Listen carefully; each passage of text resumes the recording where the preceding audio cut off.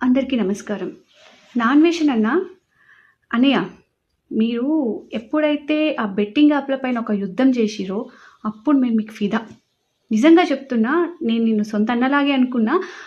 నిజానికి కూడా నేను మీతో డైరెక్ట్‌గా కూడా కాల్‌లో కూడా మాట్లాడాను ఒక ఇన్సిడెంట్ గురించి. మనం మాట్లాడుకున్నాము.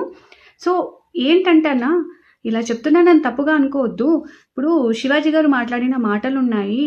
అవి ఆ 2 మాటలు ఏవైతే ఉన్నాయో అవి చాలా తప్పు. నేనదే చెప్తున్నా. ఖండిస్తున్నా. మాకు నచ్చలేదు అలా చెప్పడం. కానీ ఆయన చెప్పిన మాటలేవైతే ఉన్నాయో, కొంచెం జాగ్రత్త, పద్ధతిగా ఉండండి. అంటే బయటిగా వచ్చి ఇబ్బంది పడకండి. కొన్ని విషయాలు అంటే తీసుకునే దాన్ని బట్టి తను ఒక అన్నగా చెప్పాడనుకోని నేను పాజిటివ్‌గా తీసుకోవచ్చు అది. It's my choice. ఓకే. ఇక్కడ మ్యాటర్ ఏంటంటే అన్న, మీరు చెప్పేది చాలా బావుంది. మా కోసం స్టాండ్ తీసుకున్నారు. ఆడవాళ్ళ కోసం ఆలోచిస్తున్నారు. వాళ్ళకి నచ్చినట్టు స్వేచ్ఛనివ్వండి అని చెప్తున్నారు. చాలా థాంక్స్.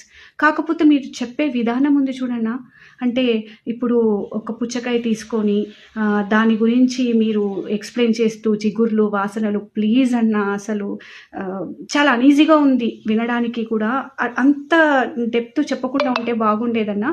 అదొక్కటే కాదు నేను చెప్పాలనుకునింది. ఒక క్రిస్టియన్ దాంట్లోనే అమ్మాయిలకు స్వేచ్ఛ ఉంటుంది ఒకటి.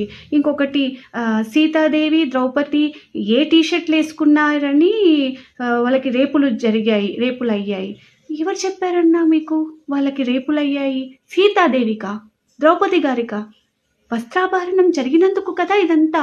ఎక్కడ రేపులయ్యాయన్నా? దానికి నాకసలు మీరేం చెప్పాలనుకుంటున్నారో, అలాంటి మనకొక ఆదర్శంగా ఉండే క్యారెక్టర్స్ గురించి మీరు ఏం పోర్ట్రే చేస్తున్నారో నాకు అర్థం కాలేదన్నా. అంటే మీరు చెప్పే విషయం చాలా మంచిది. సపోర్ట్ చేస్తున్నారు, స్టాండ్ తీసుకుంటున్నారు.